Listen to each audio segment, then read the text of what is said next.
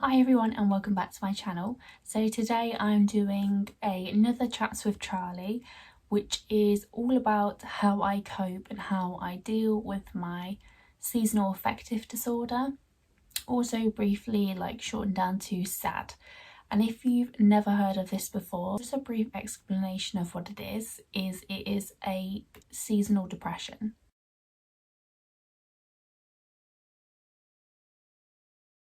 So this is kind of like where you go into a slight depression. Some people do, some people go into like a depressive state.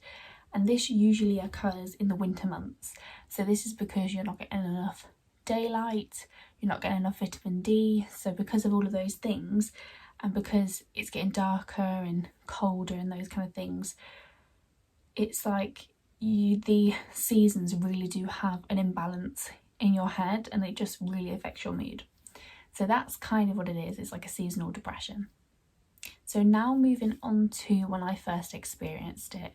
And I first kind of felt this way when I was in my first year of A-levels. So I was 16 and I just remember it coming towards Christmas time, which has always been one of my favourite times of year. Like I love Christmas, I love the run up to Christmas, Christmas markets, anything Christmas related, I just love it. I love the whole feel of it and it just feels really like a magical time of year until my first year of uni, where I don't know whether it is the stress that kind of brought on my seasonal affective disorder, but I just felt really low, really worthless, hopeless. I felt like a huge disappointment. I didn't feel like I was going to do well in my exams. I just felt like nothing was going in. I didn't understand anything. I couldn't concentrate when I was in my lessons. I just felt really low and just different to how I'd felt before, different to just feeling a little bit stressed. I just didn't feel like myself. And so that, like I said, that happened in the first year of A-levels, but I didn't quite acknowledge what it was then. I just thought, oh, perhaps it's just I'm stressed. So this went on for a couple more years, and then when I first kind of acknowledged what was happening, that kind of took place in my first year of uni. And it wasn't until I think somebody must have pointed it out to me, because I don't think it was a term that I knew or had heard of before, that I just again slipped into my seasonal depression. I just felt really rubbish, and it was not one particular thing, and it's not like an event that happened. It's just, even if I was in the best possible place, like everything that could possibly go right could have gone right for me, and I'd still just felt like I was slipping into this slippery slope. And I think it might have been either my family that really kind of seen it, or my boyfriend, and he was like, oh, you do, like, you feel this way, don't you, around this kind of year? I'm like, yeah, I do.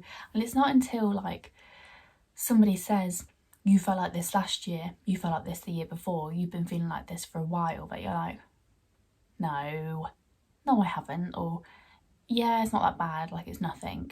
It's not until someone really points it out to you and you realise like, perhaps it isn't the most normal, most healthy thing in the world to just feel really low around this kind of year and to continuously feel like this every year. So that's when I kind of first heard about seasonal affective disorder and first kind of acknowledged that, yeah, this is kind of a pattern now. I'm acknowledging that I feel like this every year and this is potentially something that we'll have to deal with.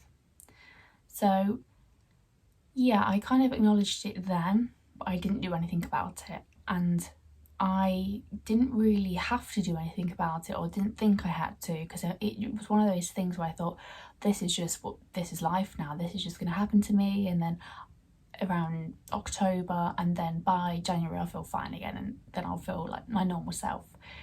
So it wasn't until my second year of uni that just a lot of life stuff happened. Life just happened in my second year of uni, and I got to the point where it was coming around to that time of year again, and I just felt like I just completely lost myself.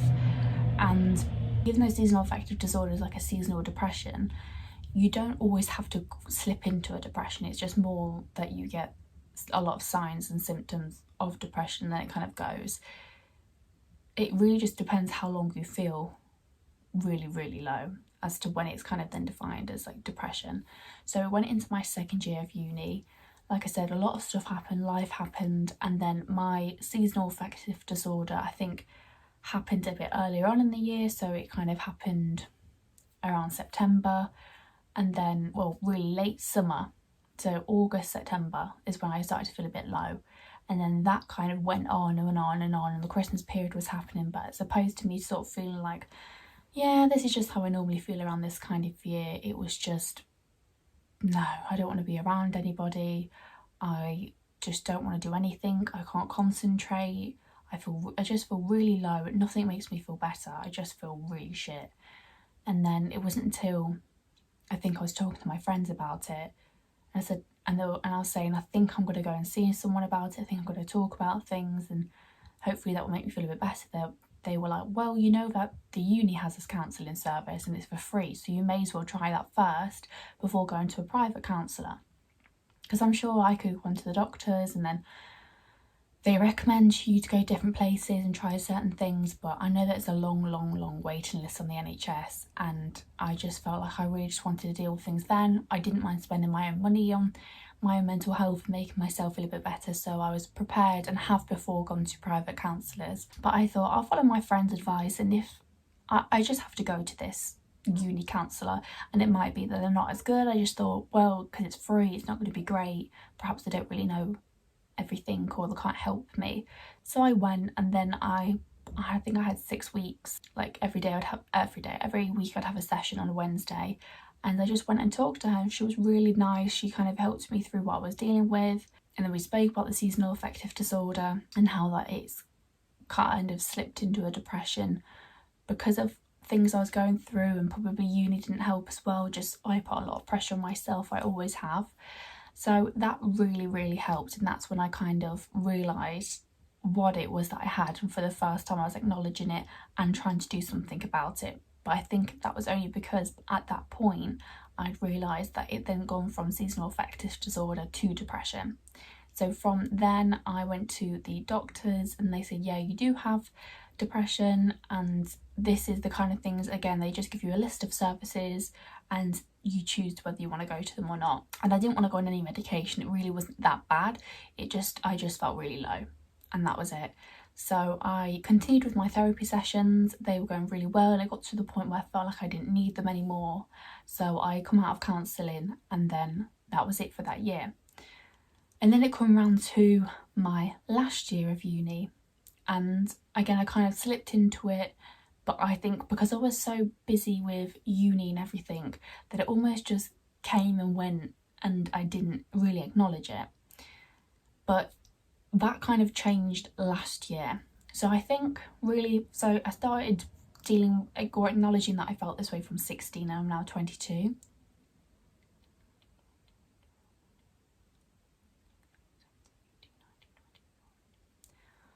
Wow.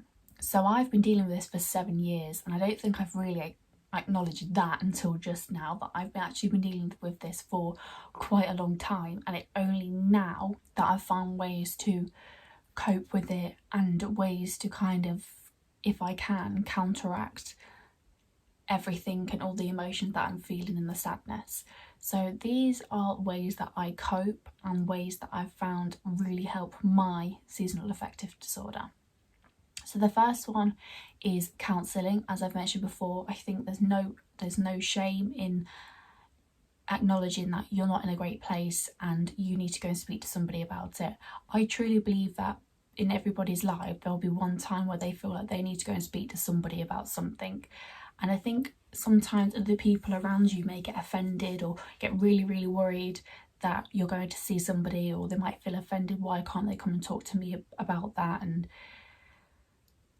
I think it's just really nice to have somebody that isn't in your life, isn't in the know, or won't have an overly strong opinion about what's going on, and they're obviously there to do a job, so they have professional advice as well as being a non-biased person to tell you, kind of link things together, how you started to feel like this, why you feel like this, and then just really face on, heading on all your problems and issues. So counselling has always really helped me, and I found it very beneficial, and I will be the biggest advocate for counselling. And just, if you're not feeling great, go and speak to someone about it. I mean, what is the worst that can happen? You go and you think, nothing really happened, didn't help me at all. But if you just think of it as an option, I personally just felt like counselling was a really good option for me. A talking therapy is great. It's just sometimes I just think that I need to talk things through. My way of dealing with issues and to deal with things is to talk and talk and talk about it until I've kind of come up with a way that I can process it in my head that makes sense, or makes me feel a bit better, or I come up with some sort of solution. And talking therapies really were a good thing for me. And talking therapies not be for everybody. For some people, they will need to be on medication, they will need to try alternative therapies, but counselling and talking therapies really were beneficial for me. And because it is, for me, just a seasonal depression, a seasonal dip, it is just a temporary, for as long as you want, and then you kind of know by the time that the seasons change that you will feel a little bit better. So counselling is a really good one. Just really obvious things, like the reason you're feeling like this is because you're not going outside as much, there isn't as much light, there isn't as much brightness around you, is to just go outside as much as you can. I think people underestimate the power of just fresh air and just going on a walk, going on a run. I found that going on runs really help clear my mind. They make you feel better. It's exercise, you're releasing endorphins, and it just really helps you feel a lot more positive about yourself, which really is the main culprit for me, is that I am my own worst enemy. I will critique myself before anybody else does. I will be the first person to say something bad about myself. And I know this about myself. Like, a big example is like coming onto YouTube, and I know that my grades are really bad. I will be the first one to say, by the way, before you say anything, I know my grades are bad, or I know I've got a big nose, or I know this, I know that. I'll be the first one to put it out there, because if anybody else says it, then it's like, I've already said it, I've already approached the topic, I've already mentioned that, so you don't need to say anything, because I am my own worst critic. I will critique myself before anybody else, and that has been a big demon of mine and still is, especially with things in my life like simple things. I passed my driving test at 18, a week before I went to uni. Didn't drive at all at uni because I didn't need the car, and then it wasn't until September of last year that I bought my first car. And it has taken me until now to sort of feel confident enough to do things on my own. And that is because I think your mindset can really take over your whole life. It's like, I've told myself, I can't drive, you can't do things on your own, you are capable, you haven't drove for 3 years, you're not going to be able to do it, you can't do certain journeys without having put like a passenger. And I still sort of feel that way now. Bigger journeys I haven't done. I haven't really done a journey over an hour in my car. I haven't done a journey like that on my own. And that is simply because I just tell myself, I can't. And it's not until you start telling yourself that you can, or you think, actually I might be able to do that, that then you're able to.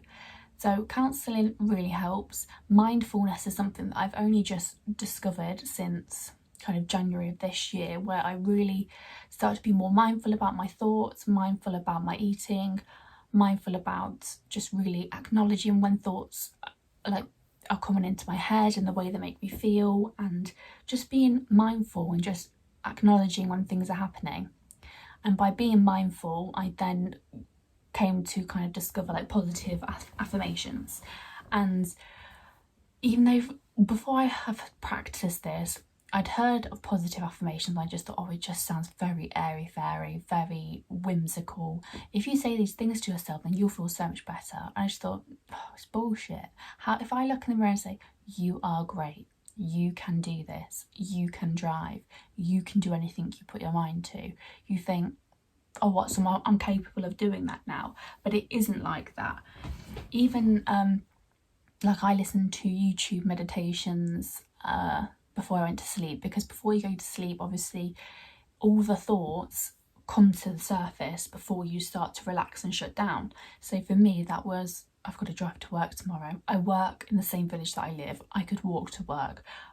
it's a 30-second drive, not even, but I would be thinking, I've got to do that, I've got to park, what if there's no car parking spaces, what if I have to parallel park, am I going to be able to do that, what if there's no spaces there, I'm going to have to drop the car back off and then walk back to work, and you just think it's not even happened. You're creating a scenario in your head of what if this, what if that, am I going to be able to do it, I haven't got the confidence, I'm not going to be able to do it. It's not even happened. You're in bed, you're not in the car now, you're not at work now, you need to relax. So to try and put my mind to rest, I would listen to positive affirmations, YouTube, like podcasts, and it would be really the kind of cringy things you would expect, but it really works, which is somebody with a really calm voice saying, you can, literally the things that I used to take the piss out of, you can do anything you put your mind to, you are capable, you are strong, you are worthy, I can do this, I can do anything I put my mind to, I can, all positive things. And then by the time that you go to sleep and you're wake up, you think, no, I can do that, I did that yesterday, I can do it today, I can do it tomorrow, I can.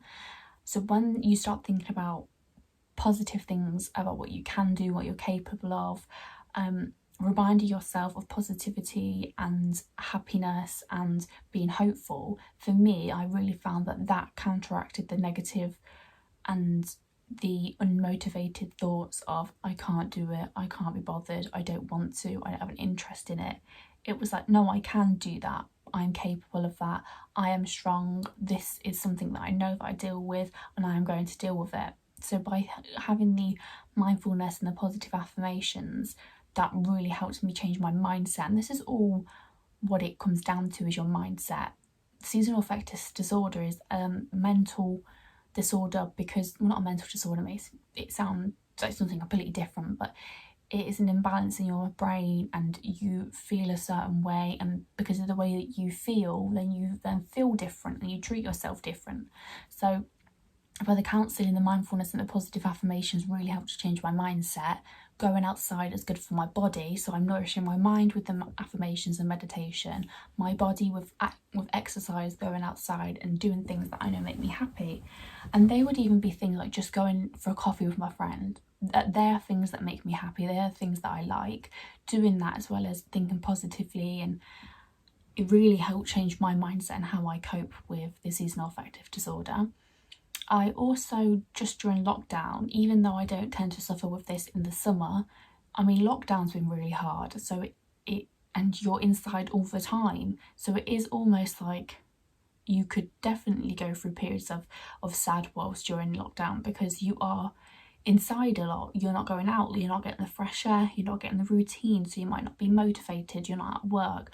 It would be very easy for me to slip into this during this time, or a depression during this time, which I haven't, because I don't want to, and I'm not allowing myself to, because like simple things like I've done yoga. So I did the I think it was the Yoga with Adriene 30-day yoga challenge at home. I did that for the 30 days.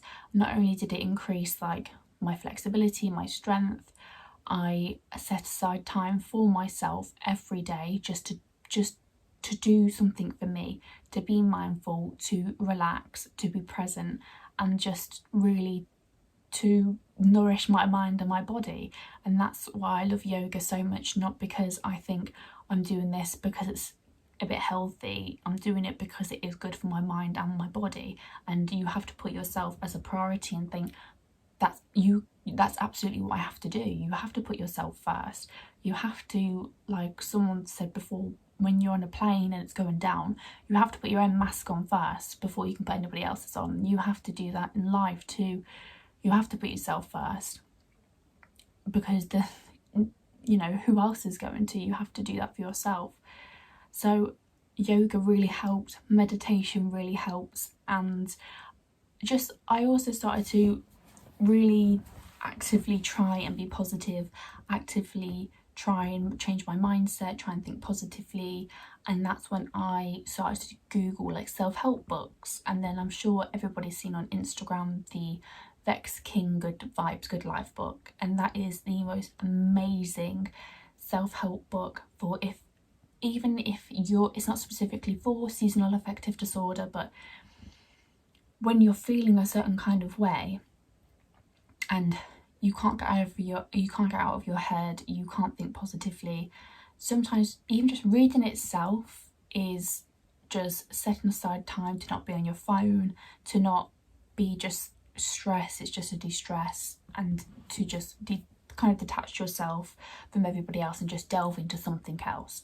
So I read that book in 2 days, and I like reading. I go through phases of loving it, reading the whole book in a couple of weeks, and then I won't pick up a book again until a year later. But that was one book that I thought, I'd seen a lot of people post about it. I wanted to see what it was really like, and also I want to change my mindset and change the way I think and be more positive, be more grateful, because when you believe you can, you do. And it all sounds really cheesy, really cringy, but if that helps me cope and deal with my seasonal affective disorder and my negative mindset sometimes, then that is what I'll do. So I really recommend that book. I did write an entire blog post about it. I've spoken about it in videos before. Again, I'll link that blog post down below as a review about that book, but those are just a couple of ways that I've found that I cope with my seasonal affective disorder, and the ways that I even now just deal with negativity, negative thoughts, is just to be really open to whatever thoughts are coming in, listen to them, but then replace them with, okay, yeah, it has taken me a long time to get my car, and I did pass my driving test 3 or 4 years ago now, but you've got to think positively. I bought that car with my own money. I am able to do that now. I can afford to do it now. I am able to drive it. I can drive.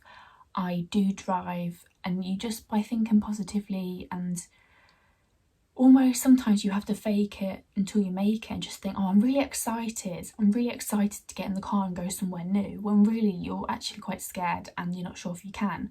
By trying to convince yourself, no, I'm excited, I want to do it, I can do it, I will do it, then you do.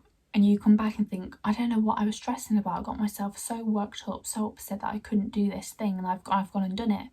And it's the same with a lot of things at uni. I think I felt a lot of stress and a lot of pressure around kind of the end of the year, because that's when you prepare for your exams or the next stage or the next chapter, and you think, oh, I don't know if I'm going to be able to do it.